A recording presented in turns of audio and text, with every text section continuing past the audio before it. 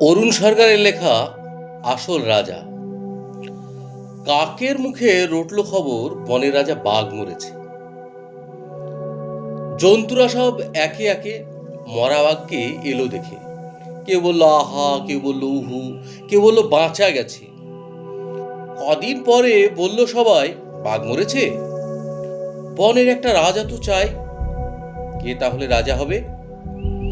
শিয়াল তখন চুপি চুপি মাথায় দিয়ে গাধার টুপি লাফিয়ে উঠে সিংহাসনে ডাকলো হুক্কা হুয়া রবে। বলল যে সেই রাজা হবে। ভালুক বলল, এই বেয়াদব, ওখান থেকে নাম এখনই। রাজা হব এই কথাটা ফের যদি তোর মুখে শুনি, একটি চড়ে অক্কা পাবি, হুক্কা হুয়া ভুলে যাবি। বাঘ নেই তো ভালুক আছি, বাঘের পরে আমার দাবি। নেকড়ে বলল, ভালোই আছো, করবে তুমি ভালুক নাচো, সিংহাসনে বসে ভাবছো বুঝি রাজাও হবে?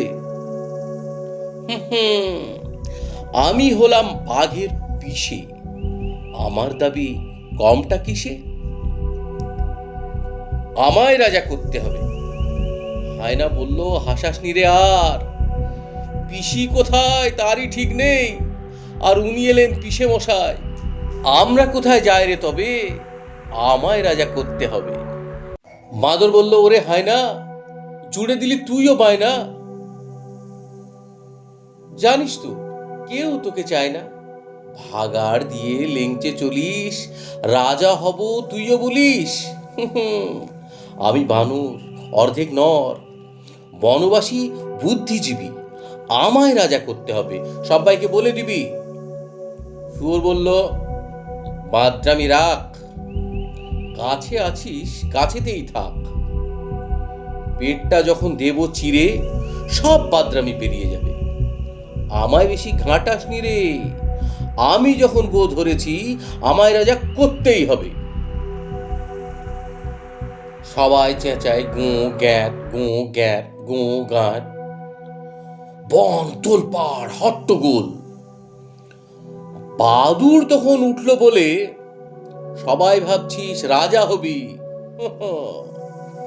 শিয়ালকে আর দেখছিস কেউ? শুনতে পাচ্ছিস ডাকছে যে ফেউ, আর একজন যে এসে গেছে, বড় জোয়ান, ইয়া বড় থাবা।